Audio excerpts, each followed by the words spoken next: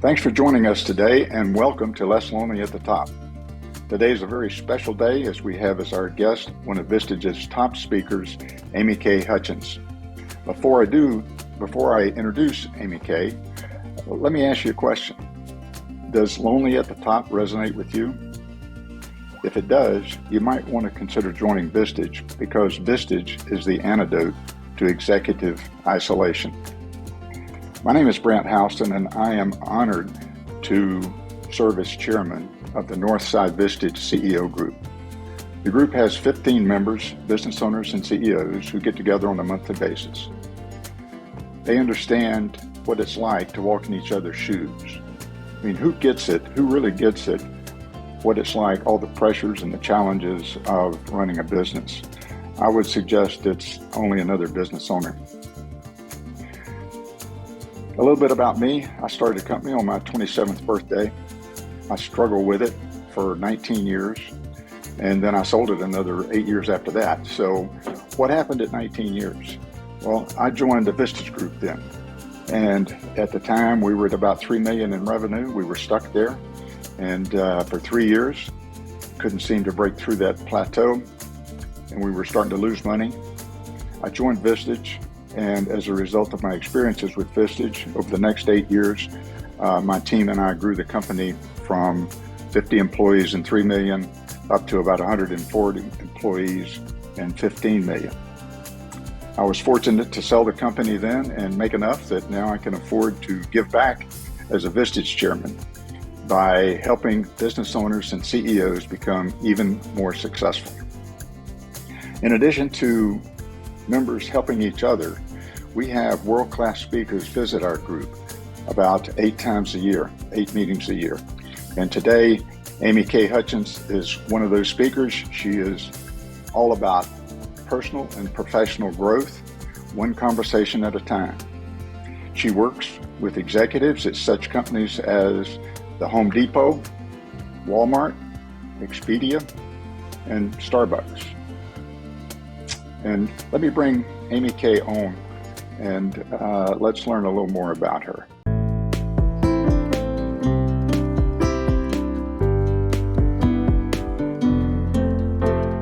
So AmyK, I didn't ask you, are you a golfer?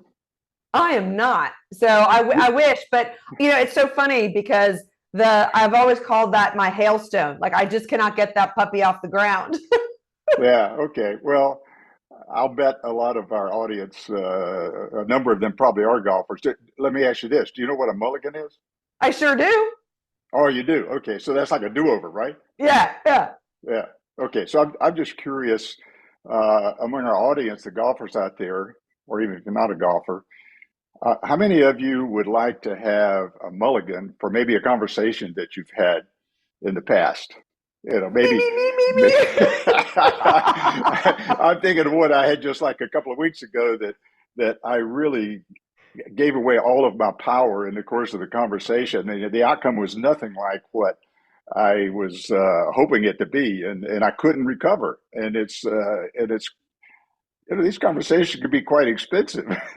Well, okay. So let's unpack that a little bit because that was Okay. a super provocative. So first of all, really understandable and incredibly normal, even for really bright people. And I'm not blowing smoke. So, no matter how accomplished we are, no matter how advanced we are in our careers, no matter how many companies we've bought and sold, there's going to be a time where you have that human moment where you're sort of like, I need a do-over. I can't believe I gave all my power away. And so I joke, really and truly, Brant, most of my magical phrases that I've collected, and I've got hundreds of them, are always because I had that after the fact moment. It was like, shouldn't have said that, or 5 hours later, I'm swirling my cocktail, and it's like, darn it, I should have said. Coulda, shoulda, woulda. I mean, that's really normal. I mean, it's really normal. And here's the thing too. It is expensive. It's very expensive, which is why I always tell leaders it's never too late to either redo it, start over, or start to do the next ones more prepared, a little bit more intentional, have some guardrail phrases, and really set yourself up for success. But What's fascinating is that not only is there a financial cost when it goes awry, which is why most people are scared to have the tough conversation. They're worried about those unintended consequences. But there's Sure. also a financial cost by avoiding it. So we know statistically, and this is the geek side of me, we know statistically that on average, it can cost 10,000 US dollars the more you avoid a conversation. But there's also that emotional toll. There's the Yeah. energy drain. It's the taking up the headspace. It's the I'm so distracted by it that I'm completely stressed out or anxious. And the fascinating thing is the minute that you get through it, you'll have relief if it goes well. And if it doesn't go well, then what do you learn from it so that you can reset and go do it again? So I'm going to encourage you. I don't know, maybe you don't Uh, want to, but I'm going to encourage you to do it again. yeah. Okay. Well, this one is costing me about 12,000, but that's uh, and it's I think it's too late. It can't be recovered. But there are future ones that can be. But I ask people about Mulligan sometimes about decisions that they've made that they'd like to have back and what the cost is, and the top the leader is 34 million now, Yeah. and I think you could probably boil that back to conversations even because Oh, for sure. conversations precede the decisions. Huh? Oh, absolutely. And So it's not, and oh, go ahead. Well, I was going to say, like you said, it's not just a financial cost. I think about conversations that I have had or failed to have, probably more failed to have in family situations, and the cost of that as you look at the development of children, for example, or divorces, or I mean, Preach, Brett, preach. it's it's what's fascinating to me is so many conversations, and this is relatable. So many conversations are either attempted poorly or they're avoided altogether. And it's because that yeah, nobody comes along and teaches us how to have that confident conversation where you hold a child accountable. Or yes, you have to lead with love, but I say, sometimes love is tough love. And yeah, so I've hmm watched, and this is just me, my personal experience, anecdotally, I've watched way too many adults avoid the tough conversation with their kids and then they regret it down the road. It's like, oh, why didn't I have that boundary? Why didn't I have more tough love? yeah. Why didn't I do a more activated energy versus controlling energy conversation? And all of it leads to results that were like, dang, in hindsight, I would have played it differently.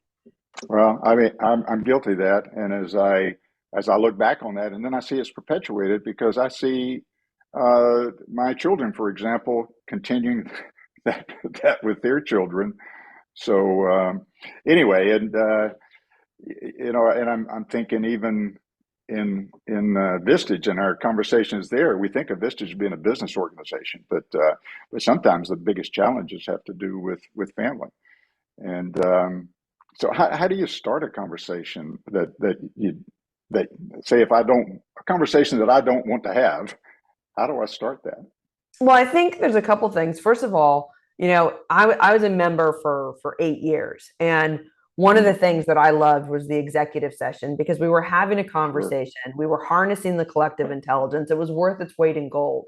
And to your point, we were business, business, business, business, and then somebody would say, "I've got a teenage son who's starting to go down the path of drugs," or "I've got a kid that wants to drop out of college," or I've got a kid in the business that's not really holding his or her own. And so to me, those conversations are just as imperative and just as important to the quality of our lives as the am I going to buy this company or not. And so to Yeah. me, when we can first admit that we need to have a conversation and then say, okay, to ourselves or maybe our members in our group, this is a hard conversation. And I don't know how to get it started. Then we can help you. And so I have a couple magical phrases that I love to share with leaders. And the first is, this is hard and it's important. Or this is awkward for me and it's really imperative to either our relationship, the relationship with our client, or you could just it's that little jujitsu of I'm going to be a little bit vulnerable, but we're having it because it matters. So the other day I was coaching somebody and I said, just say that. Say to Brant, Yeah. this is a hard conversation for me to have, but it really matters. So And then, what I'm hearing you say is just be truthful, because it is a yeah, hard conversation and it is important. But rather than keep that inside because I'm afraid of hurting somebody's feelings or what they're going to think about me, just put it out there. Is what I'm hearing you say. yeah. And I think that there's a couple different, like if you're looking for specific words, because I'm a huge fan of magical phrases, I don't believe Mhm. in scripting because then you're not paying attention. But I All love the right. idea of just having that brilliant back pocket one liner to put guardrails around it. And so you can either start it with like a how might we, it is so suppose you have a poor performer. How might we make you a more integrated, successful team player? How might we Mm-hmm. grow sales by 12%? How might we turn this relationship or partnership around? Like that's a great phrase. The other one is when it's more personal, when it's more of like a behavioral dynamic, especially at home. I love the phrase, I love you too much to not have this conversation. Or I care too much about you to not have this conversation. And the whole frequency and energy shifts. Like you literally, your whole body just reacted to that phrase. I Yeah. just got goosebumps because that's the power of a magical phrase. That I heard a Vistage member say one time, was actually a speaker like you who had been a member, and he said, "We care so much about each other that we will risk the relationship to tell people to be brutally truthful with what they need to hear. We'll risk that relationship." Yeah. And And that and the was, crazy thing is that you don't have to risk it if you really are thoughtful and you lead with love. And I used to preach this in the 80s, lead with love, and people are like, mhm. oh, you're so woo-woo. And now everybody's like, no, that's it. You are leading with love. That's what makes Yeah. you a highly profitable, successful leader that builds a culture that attracts and retains top talent. And again, when I say that, I also, and I'm going to be really clear about this so I'm not misinterpreted, that means I'm going to lead with a soft heart and a very firm spine. So the way that I joke Mm. about it is I heard Elizabeth Lesser, who started the Omega Institute, and she said, do no harm, take no shit. And I was like, yes, that's exactly it. I'm going to do no harm, but I'm going Yeah. to take no shit. It's a soft heart, it's a firm spine. And the reason that it starts with a soft, I interpret it as communicating to connect, is because if I'm too blustery, if I'm too harsh, and then I cave, I didn't lead with empathy, but then I caved. Then I had the soft spine, and then people will walk all over you. So it's really important to lead with empathy first and then have really firm boundaries. Okay. That's good to know. Empathy first and then boundaries. Yeah. So it's the idea of, I'll give a great example that we can probably all relate to. So a couple of years ago, one of our kids, just decided that the curfew was arbitrary. So it was like, you're going to be home at midnight or 2 a.m., according to your mind. And so when Yeah. they walk in the door, you're 100% pissed off, right? That's just normal. But if you say that, you're not communicating to connect. And I'm a huge fan of that. So I love this magical phrase that says a part of me. Because most of us, whether it's at work or at home, we talk in absolute. So I'll say something like, Brant, I'm angry. I'm frustrated. I'm annoyed. And all that person hears is 100% AmyK feels this way. But the minute that I say, a part of me is annoyed, a part of me is concerned, a part of me is frustrated, then I'm leaving all this wiggle room for other less sensitive, more positive emotions. So I can say to that kid that walks in the door, oh my gosh, a part of me is really angry and I feel disrespected. And I'm also thrilled that your home's safe, right? A Mm. part of me is annoyed that you were this inconsiderate, but I'm really glad that you're here and we can talk about it tomorrow. That's going to be a far more approachable dynamic than if I just Mhm. yell at the kid, I'm completely angry, I ground them, I take away their phone, and you and I both know the only person who suffers when you take away your kid's phone is you. So it's like, this is what prevents us from having a conversation that we then regret. So this is Yeah. how I sort of feel like when we take the time to that deep breath, set our intention, pick a few magical phrases, we can have a much more successfully navigated conversation. Mhm. So most of our members, I think it's in conversations with employees where the tough conversations are. And Sure. if you ask somebody, for example, when's the last time that you fired someone too soon, or you had that tough conversation too soon? I mean, it's almost never. Right. So, So uh, here's a stat I love to share, just because the geeky part of me gets jazzed by stats. But on average, a senior executive on average will wait 6 months to 2 years to have that tough conversation. I Now, don't you doubt that think one bit. about that, the cost of that, 6 months to 2 years. And then I always joke, just because, we do so much leadership training, as I always joke, is I said, you know what? You knew why you were going to fire that person in the first 90 days on the job. You knew exactly why. It might have taken you 2 years to pull, the decision, but it's sort of like it's gonna be the reason that you saw in the first 90 days. And Yep. so we just keep feeding it and feeding it, because heaven forbid, we should have to have that confrontational conversation. And here's what I always say: it doesn't have to be confrontational if you start by communicating to connect. Mm. So we had a So great turnaround. We did I, this will be a work example. We did a banker. I was working with a banker the other day, vice president, and she said that she inherited what she called kind of that mediocre C player. And she watched this person and she watched this person. And then finally she was like, AmyK, I don't know what to do. And I said, well, why don't you go find out what's behind the behavior? Why don't you go find out about her mm, fear of change? Why don't you go find out what happened and how she used to contribute and where she wants her legacy to go? And so we framed this conversation all around communicating to connect, finding out what was going on, not a punitive conversation, but hey, I don't know you very well. Tell me how we got here. Tell me why you're so resistant to this change. What's the thought behind it? And she said, literally, it took 2 weeks, but the behavior is 180 degrees different. She's bought in, she's contributing. In fact, the people around her are so shocked by her behavior changes. And all this woman was is she was scared to death. She was going to lose her job. She was going to become insignificant. She was a little bit overwhelmed by some of the tech changes. All of that's fixable. mm. Um, Let me ask you a question. Communication is it's a two-way street. Is There's broadcasting and there's receiving, and I find often that myself and others, we don't hear because we're preparing to talk. And I have to say that even now, I'm so focused on okay, how do I make this go well with AmyK that So how do you have any suggestions for how to listen better so that rather than preparing to talk, we can really be there and really hear the other person? Well, notice what you just shared, or what you modeled was that little bit of vulnerability. And then and then let's talk it through, which is exactly what Mhm. we're talking about. So even on the listening side, most of us show up and it's, oh yeah, you, me, oh, you, me, Mhm. and so in these tough conversations, what I say is let them speak.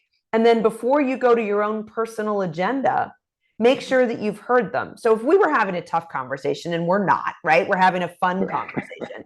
But if Right. we were having a tough conversation, before I went to my own agenda, I'd be like, okay, so Brant, I'm not going to parrot you, but I'm going to paraphrase you. So let me just model that. So I would say, okay, Mhm. Brant, if I'm hearing you accurately, you want to talk about what it means to do active listening. You want to make sure that we're talking about some magical phrases in this conversation. You want to make sure that I share some statistics. Am I getting it all? Did I hear you accurately? Yes, yeah, and how do I suspend my agenda in order to really hear it? And so what I'm hearing you say is It paraphrase what is. you heard and check and see did I hear it right? And then if I didn't, you'll correct me. Yes, but not in a teacherish manner. But what Mm, I'll do is I'll say the idea of, is there more? Did I get it all? Maybe I didn't get it mm, all. So then you'll be like, no, I actually want sure. to say this too. And again, before I go to my agenda, I'm going to say, okay, Brand, is there anything else? And let's just say you're now done. And I say, okay, so let's talk about what it means to really listen, actively listen. I'm going to not only paraphrase, not parrot, but paraphrase to make sure I got it all. Then I'm going Mm, to actually say, that makes sense. Because a lot of people listen with their own personal agenda and they're not actually absorbing or hearing what you're saying. They're stuck on their agenda, right? So right. and even they're listening through that filter of their agenda. And so we want to hit that topic too. And then I'm going to say it makes total sense. I'm going to validate you that this is a conversation worth having.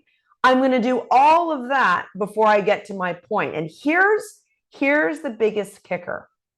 It can be in that same conversation, but it might be wiser for me to wait. So for instance, let's say there's more heat in our conversation. Let's say the emotions are just a little bit more sensitive. They're a little bit more heightened. You share your agenda. I respond to your agenda. I'm not getting defensive. I'm letting you know that you're seen and you're heard. And then I realize that this may not be the time for me to go into my agenda. So I would look at you and I would say, Brant, I hear you. This is important, and I need to take some time to absorb this so that I can really respond thoughtfully, because it deserves to be responded to thoughtfully. I'd like to continue this conversation tomorrow, or I'd like to continue this conversation next Tuesday. What I'm going to do is validate you that this was a conversation worth having, but I'm now not going to try to make my point. And it could be because you're not ready to hear it. It could be because we need to change the emotional frequency in this conversation, or we need a little distance from the heightened back and forth here. But I have the ability to do that, and I have the right to do that. And I think so many of us feel pressure that, oh, we're having this tough conversation. I got to shove it all in because I don't want to do it again. And you're actually setting yourself up for success to wait. And something that occurs to me as you're talking too is that it also could depend on the personality types involved. I mean, if you're dealing with an introvert like I am, I need time for it to sink in, and overnight my subconscious does something that the next day I'm much more open than I was today, maybe. So that could be a dynamic. But whether it's in the conversation initially or it's later, I mean, I do have an agenda. We need to get some conclusion to it and know what the resolution is and how we're moving forward. Do you have any thoughts around that? Well, you can still make an offer or request. You can still say, so here's what I'm willing to do. You know, what are you willing to do? That's a great thing that puts somebody in the feeling of control. So instead of saying, like, Brant, you and I are meeting next Tuesday to finish this conversation, which sounds very directive, I would say to you, would you be willing to meet next Tuesday and finish this conversation so we can make a plan and bring some closure to this? And you'll either say yes of your own accord, your own agency, so you'll feel respected and in control, or maybe you're not willing to. And you're like, nope, I'm unable to meet next Tuesday, but here's what I am willing to do. I'd like to meet tomorrow, or I want to meet next Wednesday. But again, it's an exchange of action. And this is really important. I am not a fan of, well, that was good, that was nice. Thanks so much for your time. Don't worry, like all that's nonsense. I want action. I want behavioral change, because that's the cognitive scientist in me. And so we're going to commit to taking action. So we're going to end up with a commitment with a something specific and a date with it. Is that? Yes, and or just somebody might say, well, I'm willing to do this by, or we'll check back in. That doesn't always have to be, as concrete and tangible as all these specifics. But I will tell you, specifics are great when you can get them in there. So I'm a big fan of, what are we doing? Where are we going? When are we connecting next? Or when are we going to check back in? Because I think it gives people a sense of, okay, I'm accountable to this. I'm accepting responsibility for this. We are going to reconnect. It's not going to be open-ended. And that allows people to have a sense of security too. Even if it's a tough conversation, there's security knowing that we're going to actually reconnect at a point in the future.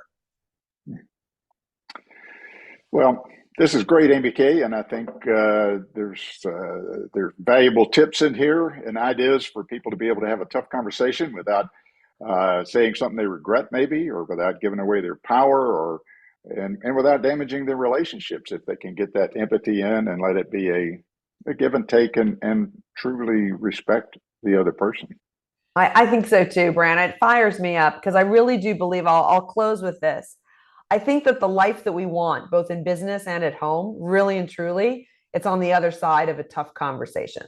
And the sooner that we have those tough conversations and learn how to navigate them with confidence, lead with that heart and that firm spine, we really do get more of the life we want.